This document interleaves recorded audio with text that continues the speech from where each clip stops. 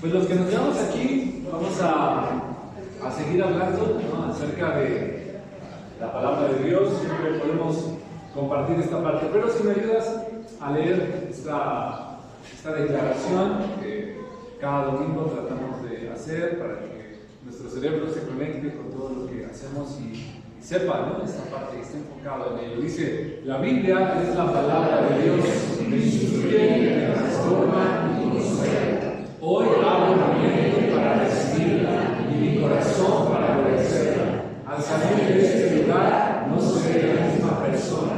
Seré un mejor hijo, un mejor esposo, un mejor padre y sobre todo un mejor hijo de Dios.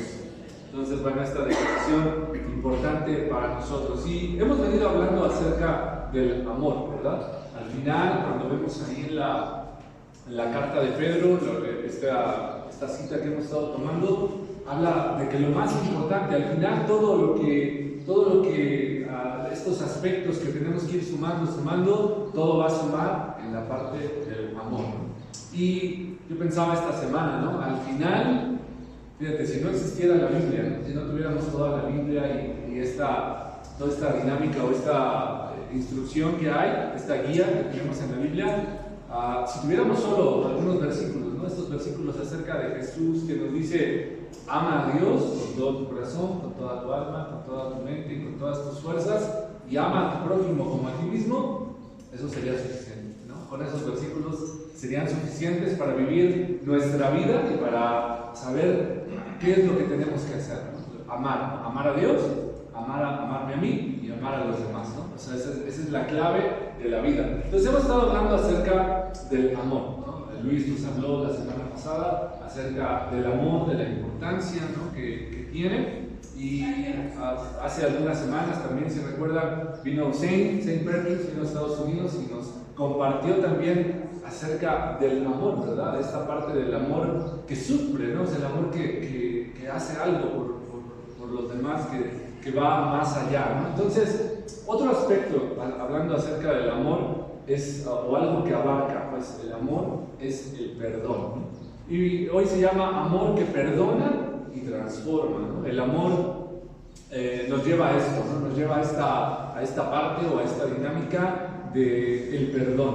¿Por qué? Porque lo más seguro es que todos hemos sido dañados por alguien, o yo he dañado a alguien. Eso es lo más seguro, que esa es la dinámica en la vida. Si nos vamos al principio en la Biblia, en esta historia que tenemos, pues bueno, casi al poco tiempo de la convivencia entre los seres humanos empiezan las diferencias, ¿no? Empiezan estas dinámicas o problemas cuando Dios pregunta si habían pecado. El hombre echa la responsabilidad sobre su mujer, ¿no?, sobre Eva echa y también sobre Dios mismo, y Eva sobre la serpiente. Y entonces imagínense qué pasó cuando llegaron a la casa ese día en la noche, ¿no? Ahí ¿por qué dijiste? ¿Por qué no me defendiste? Y empezaron las discusiones, las diferencias, los problemas. Un poquito más adelante, no muchos versículos más, tenían dos hijos, ¿no? Esta pareja tiene dos hijos, uno se llama Caín, otro se llama Abel, y Caín tiene celos, envidia, ¿no?, de Abel, y es tanto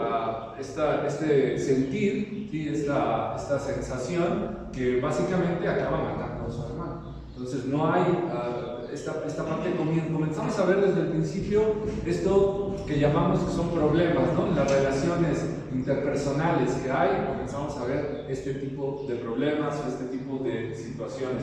Y hay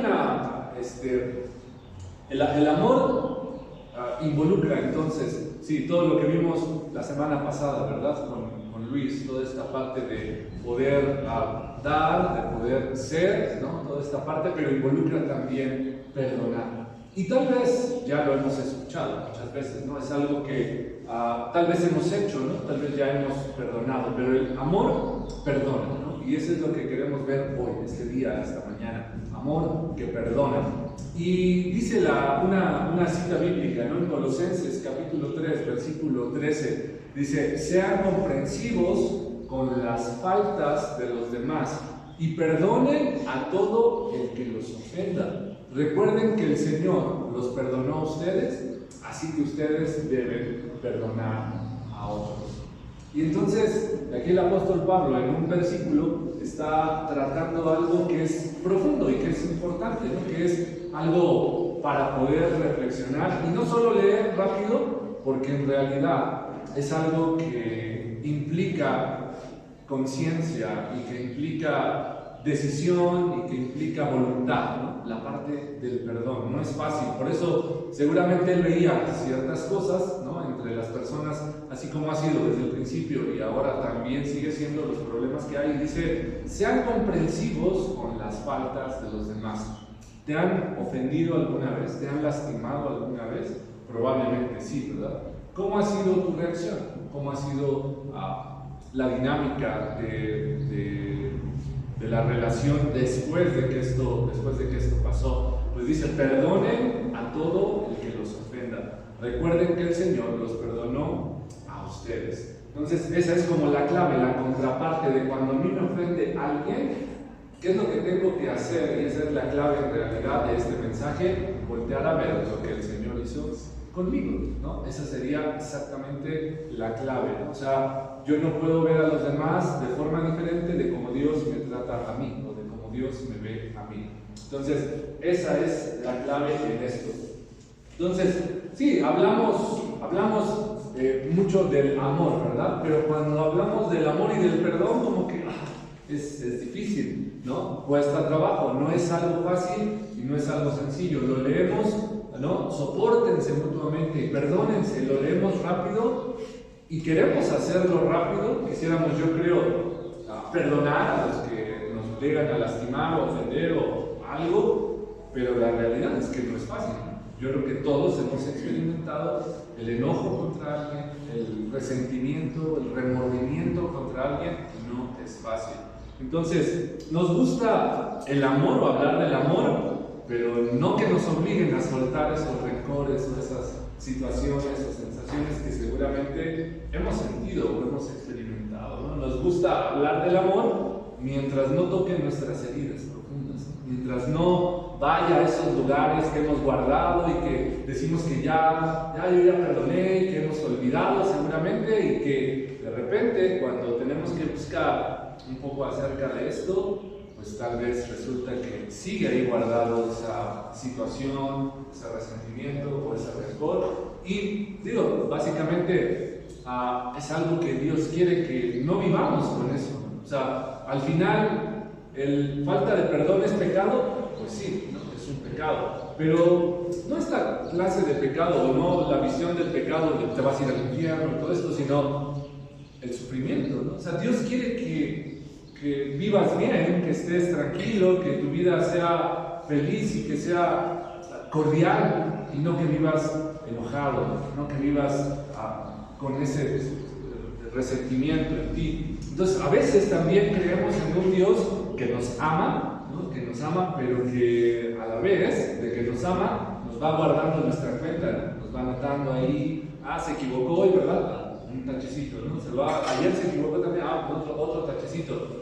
O sea, si creemos eso de Dios, pues entonces ese también es nuestro pensamiento hacia los demás, ¿sí? Si creemos que Dios va guardando y va llevando una cuenta de nuestras fallas y de nuestras faltas, pues es lo mismo que hacemos nosotros entonces con todo, ¿no? Ir guardándoles algo y sacarlo, ¿no? En algún momento, ¿te acuerdas cuando aquel día me dijiste?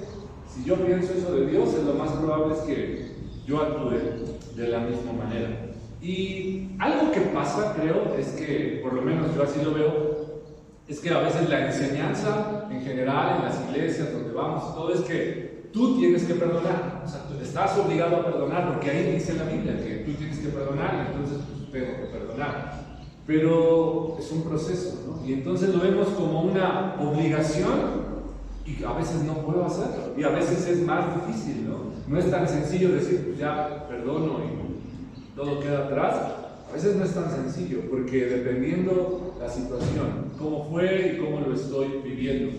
Entonces, el verdadero amor, ¿no? En realidad transforma, ¿sí? El verdadero amor, el amor de Dios viene a transformar mi vida, viene a transformar tu vida. Eso es lo que Él quiere, una transformación. Y la transformación, una vez que yo he transformado, es un hecho que me va a ser más fácil llegar a perdonar a los demás, ¿no? Es un hecho que voy a poder tener más facilidad en esto. Y miren, este versículo, ¿no? Que es clave en la Biblia, posiblemente porque es una historia, ¿sí? Y estas historias pues nos dan luz acerca de esto. Ustedes seguramente conocen a Jacob y a Esaú, ¿no? Son los hijos de Isaac, ¿sí? Los hijos de este patriarca, y pues tenían un problema estos hijos desde el vientre de su mamá, ¿no? Dice que peleaban dentro del vientre, ¿no? Ahí algo pasaba y ellos peleaban ahí. Y entonces eso fue una muestra de lo que iba a pasar cuando ellos estuvieran también ya un poco más grandes. Entonces primero sale del vientre de su mamá Esaú y luego sale Jacob, pero si ustedes recuerdan la historia, pues él le agarró el talón y no lo soltó, entonces casi llegaron juntos, ¿no? Pero bueno, sale primero Esaú. Y ustedes más o menos conocen la historia, no la voy a platicar, pero el chiste es que el primogénito era Esaú, el primogénito de esa familia, y el que tenía que recibir la bendición de su padre y obviamente todas las cosas. Pero resulta que Dios tenía otro plan y a través de la mamá, Rebeca, pues hace un cambio ahí, y quien recibe la bendición, ¿no?, de la primogenitura es Jacob. Y no era el plan del papá y todo esto, pero así sucede. Cuando Esaú llega con su papá para recibir la bendición, él dice, pues yo ya vi una bendición y solo tengo una, no tengo más. Y entonces Esaú se enoja mucho, ¿no? O sea, se enoja, como tal vez tú y yo nos hemos enojado por alguna circunstancia en la vida contra alguien. Se enoja mucho y mira, dice, ¿qué fue lo que sintió Esaú? Desde ese momento, Esaú odió a Jacob, porque su padre le había dado la bendición a él. Entonces Esaú comenzó a tramar, fíjense, en su mente, pronto haré duelo por la muerte de mi padre. Todavía no se moría, pero él ya estaba pensando que se iba a morir. Y después mataré a mi hermano Jacob. Vean el grado de rencor, de odio, de resentimiento hacia su hermano. Eran hermanos. No era el vecino, no era alguien desconocido, era su propio hermano, pero era algo importante. Se sintió ofendido, se sintió lastimado y obviamente esto generó en él una reacción y obviamente si donde hubiera visto a Jacob, le hubiera hecho esto, lo hubiera matado. Jacob, sabiendo esto, dijo, pues patitas, ¿para qué las quiero? Vámonos de aquí, y salió corriendo con una mano adelante, con una atrás, pero con una bendición. Bueno, quédate con eso ahorita, ¿no? Quédate con eso, con este versículo, ¿no? Esta mañana, porque es importante al final. Ok, entonces tenemos que el verdadero amor transforma y la transformación. Una vez transformado es más fácil llegar al perdón, ¿verdad? Una vez que mi vida, mi corazón, mi pensamiento, he vivido esta transformación, ¿sí? Puedo entonces acercarme más a aspectos como lo es el perdón, ¿sí? El perdón, hablando del perdón, una de las consecuencias, ¿no?, de la separación de Dios del ser humano, esto de la falta de comunión y por la desobediencia nuestra, ¿no?, acerca de esto, pues son estos problemas que hemos mencionado, problemas interpersonales. Pero, pues no termina ahí la historia. Sabemos que viene un hombre llamado Jesús y que viene a revolucionar la vida, ¿no?, que viene a cambiar nuestros pensamientos, ¿no? Y entonces Jesús, en mucho de lo que Él viene y comparte, viene a hablar acerca del perdón. No solo del perdón de Dios a nosotros, sino del perdón entre nosotros, ¿no?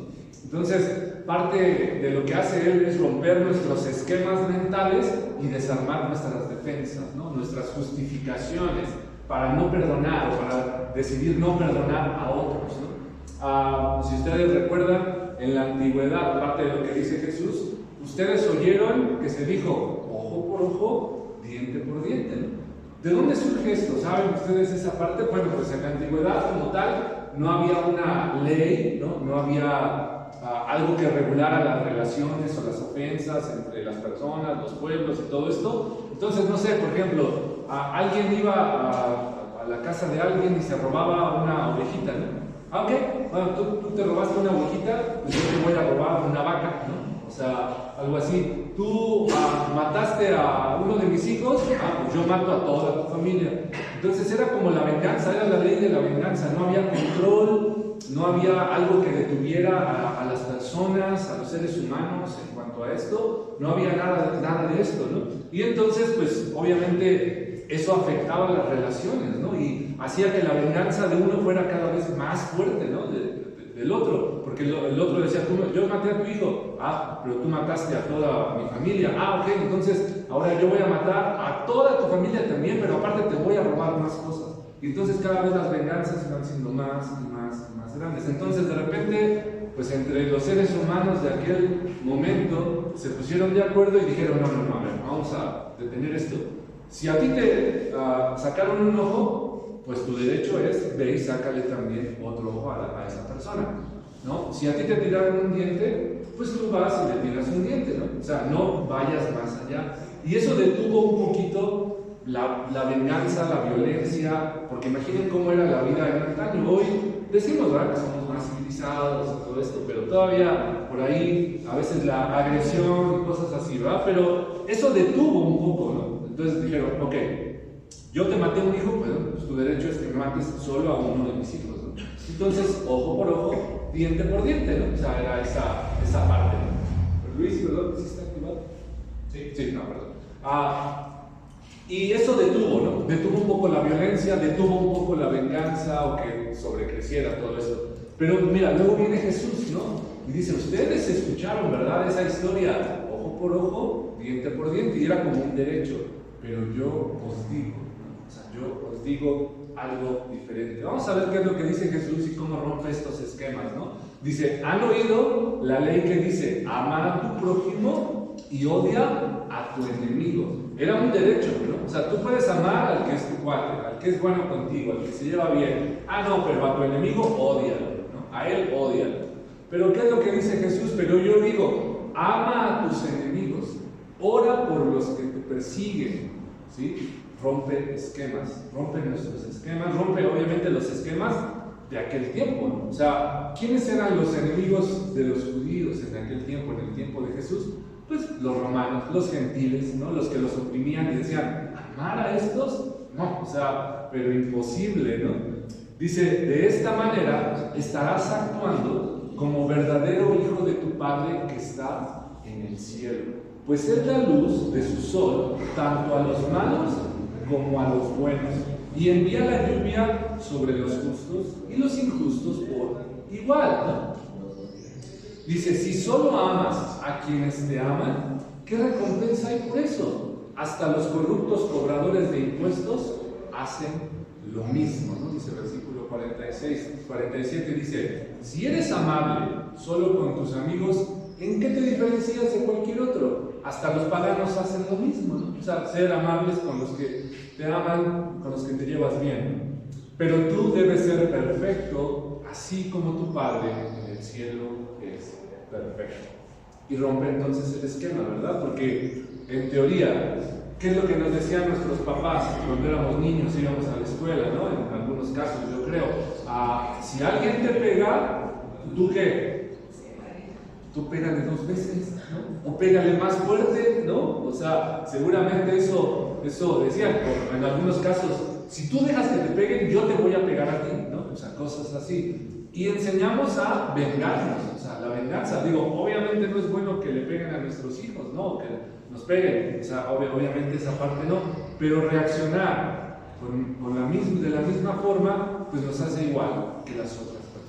Ahora, si en nosotros hay un pensamiento distinto, si en nosotros ya empezó esta transformación acerca del amor, entonces tenemos que tratar de controlar nuestras reacciones, ¿no? En esto. Otra cita bíblica, Mateo 6, del 14 al 15, dice, si perdonas a los que pecan contra ti, tu Padre Celestial te perdonará a ti. Hay una condición ahí, ¿verdad? O sea, claramente podemos ver una condición. Si tú perdonas a otros, Dios también te perdonará a ti. Pero al contrario, pero si te niegas a perdonar a los demás, tu Padre no perdonará tus pecados. Entonces es una condicionante, ¿no? Y no lo veamos como algo rígido, como algo que Dios no es flexible, sino Dios quiere lo mejor para ti. Dios está tratando de ayudarnos, ¿sí? Y por eso es que para Él es tan importante esta parte del perdón. Y Él obviamente nos perdona sin condición, o sea, en realidad es sin condición, pero quiere que tú pienses igual, que tú lo hagas de la misma forma, de la misma manera. Y mira, en realidad la vida cristiana se basa en la gracia de Dios, ¿no? O sea, el perdón de Jesús vino a romper nuestros esquemas, nuestros pensamientos, nuestras formas, ¿no?, de actuar y de pensar. Mira, desde el Antiguo Testamento lo que hay y lo que podemos encontrar en la Biblia dice: oh, qué alegría, en Salmo 32:1, oh, qué alegría para aquellos a quienes se les perdona su desobediencia, a quienes se les cubre su pecado. ¿Cómo se sentía esa persona a la que sentía que Dios le había perdonado algo o a quien Dios le había cubierto su pecado? Salmo 103:12 dice: llevó nuestros pecados tan lejos de nosotros como está el oriente del occidente, de lado a lado, de extremo a extremo. Así es como Dios piensa de nosotros. Así es cuando algo hemos hecho y Dios nos perdona. Dice: no me acuerdo de esto, no te preocupes, no te lo voy a guardar, no te voy a llevar el registro, no va a haber nada acerca de esto. Entonces Jesús viene a hablar y a revolucionar el mundo con el amor, ¿no?, y con el perdón. Entonces realmente Jesús habla de un amor que perdona incluso cuando las cosas son injustas con nosotros, ¿no?, de perdonar a las personas incluso cuando, sin haber hecho nada a nosotros, básicamente la situación es contraria a nuestras vidas. Y mira, antes de pasar a esta, yo creo que perdonar, sí, es una decisión y es una decisión humana, pero cuando estamos en el ambiente espiritual, se convierte en algo espiritual. El perdón es algo espiritual, se vuelve algo de mi proceso espiritual y de mi transformación con Dios. Y obviamente yo no quiero solo decir perdona, como esto que a veces hemos escuchado, y tu obligación es perdonar, y tienes que perdonar a todos porque así lo dice la Biblia. No, la verdad es que las heridas son legítimas, ¿no? Y entonces si yo solo digo sí, ya perdoné, es probable que en realidad no haya perdonado. Porque si yo digo no, pues dice la Biblia que debo perdonar, entonces ya perdoné. La realidad es que es muy probable que por dentro yo no haya perdonado y que cuando me dé cuenta siga guardando ese rencor. Entonces, la realidad es que el daño es real, ¿no? O sea, las heridas son reales. Te han traicionado, te han abandonado, alguien te ha ofendido, alguien te ha violentado, alguien te ha criticado, alguien te ha odiado por algo en tu vida. ¿Cómo se siente eso?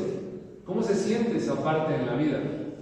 Todo esto es algo delicado y es muy probable que lo hayas sentido. Yo lo he sentido. Pues es probable que todos hayamos sentido esto. Entonces esto es real, un daño es real, no es solo aparente, sino es real. Y en realidad, ¿no?, la dificultad, ¿no?, esto implica la parte de poder perdonar, pues está en la gravedad de la situación. Puede haber sido algo muy simple y a lo mejor intrascendente, pero a lo mejor fue algo muy, muy grave. Hay un video en internet, ¿no?, acerca de esto, de un asesino, el mayor asesino de Estados Unidos, que mató a muchísimas personas, entre ellos, casi eran mujeres, la mayoría eran mujeres, y al final lo apresaron, ¿no? Apresaron a este hombre y estaba en juicio y él cooperó porque escondió los cuerpos y no los encontraba, cooperó con la fiscalía y a cambio de esto pues no lo llevaron a la pena de muerte, no solo cadena perpetua, pero lo juzgaron y ahí en el juicio estaban las familias de todas esas mujeres que habían muerto. Imagina esto, ¿no? Imagina esa escena, él ahí, y el video muestra a este hombre sin sentimientos, ¿no? O sea, digo, para haber matado a 30, 40 personas, pues obviamente es un hombre muy cruel, ¿no? Y entonces él se declara culpable, le dicen el nombre de la mujer, dice, soy culpable, y él reconocía esto y sin ningún problema, ¿no? O sea, no se quejó ni nada. Pero imagina las familias de esas personas a las cuales él mató. La situación es que le dan la oportunidad a las familias de hablar y de decirle algo a este hombre. Y pues muchos hablan de su dolor, de la pena que tienen, muchos lo mandan al infierno, muchos dicen, te vas a ir al infierno y ahí te vas a quemar y ojalá y te mueras, y le dicen de todo, ¿no? Le dicen de todo. Hasta que llega un papá de una de las chicas que este hombre mató y le dice, tú estás poniendo a prueba mi fe, tú estás poniendo a prueba mis creencias. Porque la Biblia me dice que yo te debo perdonar, porque tú me has ofendido. Tú me has ofendido, tú mataste a mi hija. Y la Biblia me dice que yo te debo perdonar, pero me cuesta trabajo. Pero ¿sabes qué? Dice, yo te perdono, porque has matado a mi hija. Porque mataste a mi hija, yo te perdono. Imaginen decir eso, o sea, es una decisión, ¿no? Yo creo que obviamente este hombre batalló por mucho tiempo con eso, pero es una decisión. ¿Saben qué pasó ahora sí con el asesino? Lo hizo llorar. O sea, este hombre lo hizo llorar. Porque con todos los demás no se inmutó, no mostró ningún sentimiento, ninguna emoción. Pero con lo que este hombre le dijo, sí, lloró. Entonces las heridas son reales, ¿no? Las heridas son profundas, ¿no? a nosotros. Las situaciones son complejas. Algunas causan mucho dolor, que con solo hecho de recordarlo, ese dolor vuelve a activarse, ¿no? Nuevamente vuelve a estar ahí como si estuviera pasando de nuevo. Entonces, realmente el primer acto espiritual no es perdonar. El primer acto espiritual es reconocer, ¿sí? Y nombrar el dolor en mi vida. O sea, reconocer que tengo un dolor, reconocer que he sido dañado, que he sido lastimado y que necesito algo, que necesito hacer algo con esto. Piensa en Jesús, ¿no? Piensa en Jesús, piensa en su vida y piensa en su sacrificio. Entendemos y sabemos y creemos que Jesús no era culpable, ¿verdad? De lo que lo acusaban, que fue todo mal interpretado. Hay por ahí algo que se llama el caso de Cristo y todo esto, de cómo fue llevado al juicio y cómo fue llevado a la muerte. Y todo fue obviamente injusto, ¿no? Injusto esa parte. Y Jesús murió, ¿no? Jesús murió en la cruz, pero creemos, y dice la Biblia, que Él resucitó. Cuando Él resucita, se aparece a sus discípulos, se aparece a algunos de ellos, pero faltó uno, ¿no? Faltó uno de sus discípulos que no lo vio. ¿Se acuerdan quién fue? No, Tomás, ¿no? Tomás, ¿no? Este hombre llamado Tomás fue el que no estaba cuando se apareció a sus discípulos, y entonces todos los demás le cuentan, ¿sí? a Tomás, hemos visto a Jesús. Y él dice, ustedes están locos, me quieren engañar, son unos mentirosos. No, eso no es cierto, yo lo vi morir. No, seguramente lo vieron morir, entonces él no ha resucitado. O sea, eso es imposible que alguien resucite. Y él mismo lo dice, ¿verdad? Hasta que yo no físicamente, ¿no?, lo vea y meta mis dedos en sus heridas y mi mano en su costado, hasta ese día, hasta ese momento no voy a creer que Él ha resucitado. Y un día Jesús los visita de nuevo y le habla específicamente a Tomás. Tomás, no seas incrédulo, ¿no? ¿Y qué pasaría, no sé, si yo ayer estaba viendo la película de Michael Jackson? Si ya la fueron a ver, está muy buena, vayan a verla. Y Michael Jackson tenía en una mano un vitiligo, se llama, es un problema con manchas, y entonces se ponía un guante para que eso no se le viera, ¿no? Para que no sé, como vergüenza, que eso no se le viera. Entonces traía siempre un guante, ¿no? Yo no sabía eso. Ayer en la película tiene sus manchas y él quiere cubrir esa parte. No sé, tal vez si yo hubiera sido Jesús y tuviera las heridas, pues no sé, tal vez me hubiera tapado, me hubiera cubierto, pues para que no vean mis heridas, ¿no? Para que no vean lo que me pasó, para que no vean lo que me sucedió. No, sin embargo Jesús le dice a Tomás, mira, aquí están mis heridas, ¿no? Aquí están, puedes tocarlas si quieres, puedes meter tus dedos. Entonces eso es algo que Jesús nos enseña, es vulnerable, ¿no? Jesús se vuelve vulnerable, no le da vergüenza mostrar sus heridas. A veces nos da vergüenza, ¿verdad?, nosotros mostrar nuestras heridas, lo que pasamos, lo que vivimos, lo que sufrimos, porque ya queremos olvidarlo y queremos dejarlo atrás, pero hay que mostrar nuestras heridas para poder sanar. Entonces, el primer paso es reconocer y nombrar el dolor, ¿no? La gravedad de la situación marca el proceso del perdón, ¿no? Y tal vez tardaremos más tiempo que en perdonar esta parte.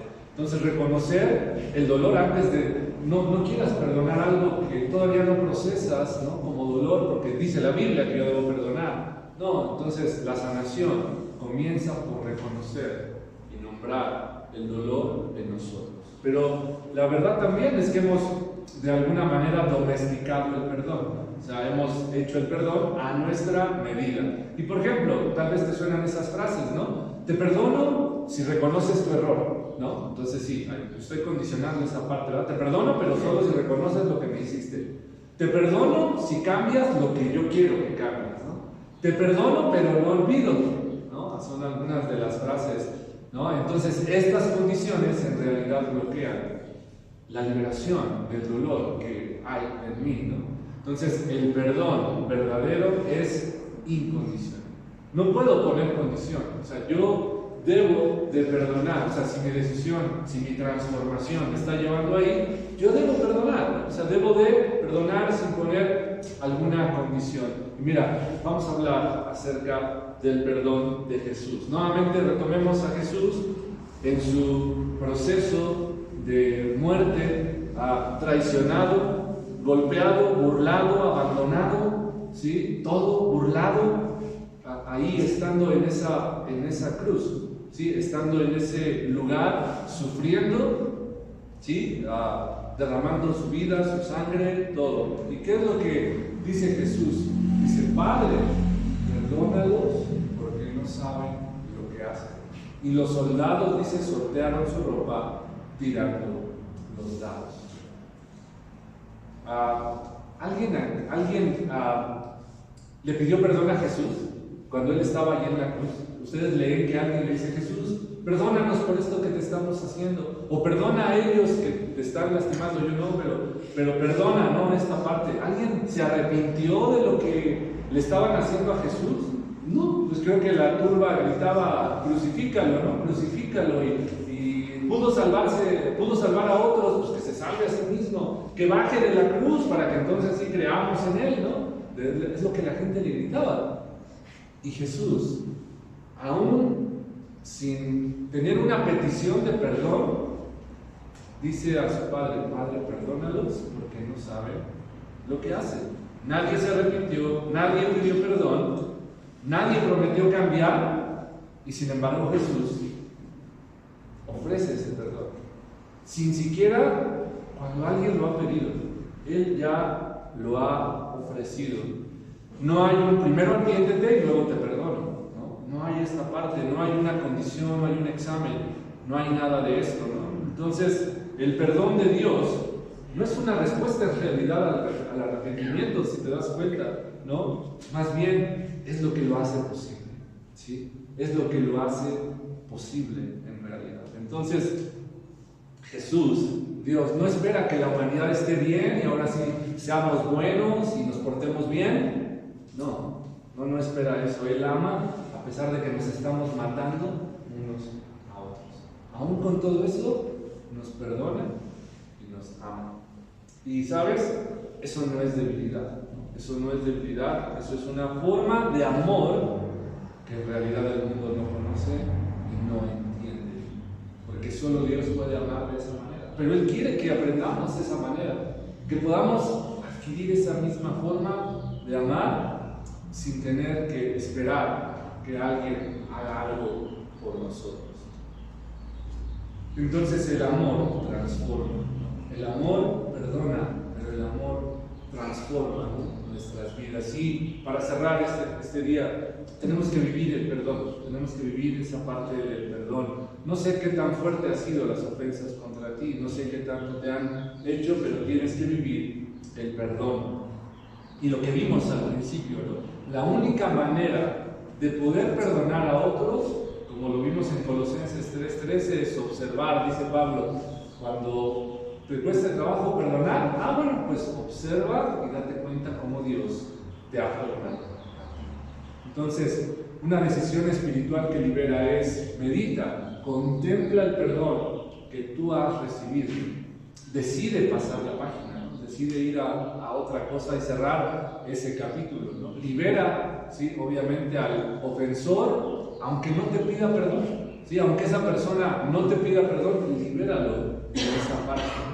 Gestiona con Dios tu emoción, gestiona con Dios el dolor y encuentra, ¿no?, la fuerza, ¿no?, en la gracia que Dios nos da. Esa es la clave para poder perdonar. De lo contrario, vamos a ir por la vida como en bases de rencor, teniendo rencor, y en realidad quien sufre el daño somos nosotros, ¿sí? Entonces, tenemos que hacer esa parte, ¿no? Tenemos que ir hacia esa parte. Entonces, vivir el perdón, ¿no?, es amor que transforma y me libera, me va a liberar a mí, ¿no? Entonces, menciona ahí, ¿no?, reconocer heridas, ¿no?, en este caso, que es parte del camino hacia la sanación. Reconocer que lo tengo, sé como Jesús y decir, sí, mira, aquí están mis heridas, ¿no?, aquí está lo que he sufrido, lo que ha pasado conmigo, pero aquí estoy para poder sanar esta parte en mi vida. Y mira, el versículo que te pedí o la escena, ¿te acuerdas lo que pasó entre Jacob y Esaú? ¿Cómo estaba Esaú? Enojado, ¿verdad? Muy enojado contra su hermano. Estaba tremendamente enojado contra él porque le quitó lo que era de él, ¿verdad? O él también lo dejó perder un poco, pero él estaba muy enojado por esto y dijo, lo voy a matar, ¿no? Lo voy a matar. Y cuando Jacob lleva ya una familia y tiene varios hijos y tiene que pasar por donde vive Esaú, pues él trata de mediar un poquito las cosas, manda unos mensajeros y decirle, oye hermano, voy a pasar por aquí, espero no te moleste, no te enojes. Y él, la respuesta es, dice, pues ya Esaú viene para acá con 400 hombres. Y entonces Jacob siente que los calcetines se le suben hasta la garganta, o no sé. Y dice, ¿y ahora qué hago, no? O sea, que me va a matar, ¿no? Me va a matar como él lo había pensado y planeado, y no solo a mí, sino a toda mi familia, ¿no? Pero un poquito la historia no sucede esto, ¿no? Fíjense, ¿qué es lo que pasa? El perdón. Algo pasó con Esaú. No lo sabemos exactamente, no lo dice la Biblia, pero Génesis 33:4 dice, entonces Esaú corrió a su encuentro y lo abrazó, puso los brazos alrededor de su cuello y lo besó, y ambos lloraron. El versículo, ¿tienes el versículo 5, Luis?